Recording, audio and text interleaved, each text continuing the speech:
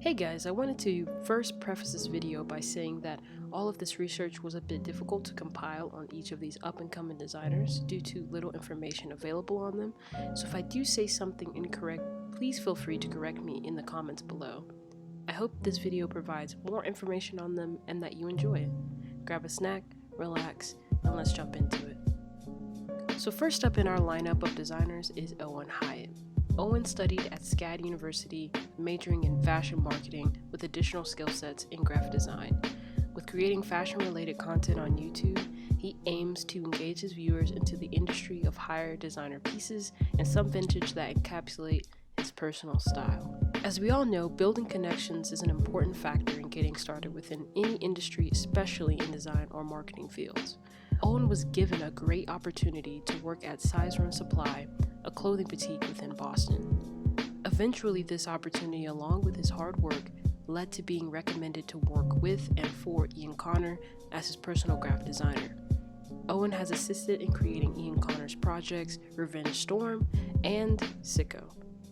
Owen has also designed 2 pieces in Bare Knuckles Collection 3, which was the limited tote bags and bandanas with the assistance of his girlfriend, who I'm unsure of their name, but if I find that out, or if you guys know, drop it in the comments below. As time passed, Owen founded his brand Colette Hyatt in 2018 and had a well-received reaction with his first collection. Popular creators like Jacob Keller, Anthony DeLuca, as well as others, helped spread the awareness of his debut collection. I believe Owen mentioned that his parents are into architecture and at one point considered majoring in it, but instead drew inspiration from Gothic and Russian architecture to conclude into this collection on a jacquard knit piece.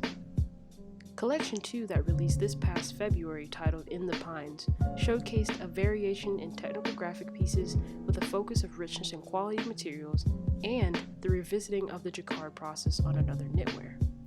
I'm really looking forward to seeing where life takes Owen and the creations and opportunities in store for him. Let's jump into the next designer. Ray graduated with a degree in software engineering and is primarily based in New York City. Although his degree does not reflect his true interests, Ray shares his love for fashion. In terms of Ray's style, he concentrates on workwear pieces and combines that with streetwear with an additional hint of Americana and military influences. With Ray's passion for vintage-inspired garments and styling, his brand Ore reflects a totally different image of his other interests with jazz-inspired garments and comfortable wear. During this time, Ore is still being explored into different avenues and hopefully will be available soon to see a new capsule or collection. Ray also creates content on YouTube that contributes a deeper look into his personal style and designer interest and influences. Ray also runs a secondary shop called Ray's Corner that is carefully curated vintage garments. So I encourage you to take a look in your free time if that sparks your interest. I'm super excited to see where his creativity leads him and where exactly his growth will take him in the future with his brand and content creation. As Ray often says, let's keep it moving.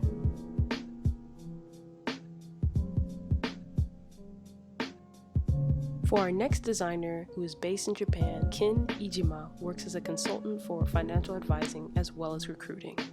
Through carefully prioritizing, Kin devotes his interest into designer fashion, showcasing pieces and collection on his YouTube channel. As time progresses, Kin begins his brand Vujade with his business partner and friend Ringo. The team also includes their friend and brand model Mario and I believe possible graphic design assistant Claire Shin. I am unsure of who consists of the Vujade team currently, but I am fairly certain it still consists between Kin and Ringo as for sourcing materials and handling construction of garments within Japan. After their first collection dropped, the primary focus was successfully encapsulating the perfect modern-day militarian-esque cargo pant. The versatility of casually wearing these cargos and dressing them up was a solid factor for considering purchasing to Ken's audience. Other things in the collection included handmade paint-splattered hoodies of a higher cotton grade within Japan. Following up Collection 1, Collection 2 revised the cargos and corrected the silhouette to their liking with another drop of higher quality produced hoodies with the addition of a higher quality traditional panel hat. Currently to this video, Ken has been teasing for a few weeks a new collection in the works that seems to span from t-shirts, socks, and another round of different hoodies. I'll leave links below to all of these designers' socials so that you can be notified on their upcoming releases. Let's jump into the next designer we have. I came across Sam Mazzarino's brand, Reno Studios, just recently on Instagram with a recent t-shirt release that he did, and I'm so excited to get into that later. After reviewing his two social media pages, Reno Studios and Reno Clothing, I immediately saw the talent that this individual possessed. Primarily focused on illustration design that is stylized in realism with abstract detailing, Sam creates social relevant artwork or topics that he personally enjoys. Sam has worked with Billie Eilish, which helped propel him into opportunities working with Playboi Carti, Travis Scott, and others. He also is featured on several article interviews and news outlets. With the addition of those illustrations, Sam places them on clothing garments, shoes, and accessories in very limited drops. There are a plethora of designs and illustrations Sam has done over the years, and I'm glad to see them gaining more notice amongst other creators. Personality-wise, Sam is a joy to see emit a positive image and messages to other young individuals that create as well. He's another creator I'm really glad to see rise.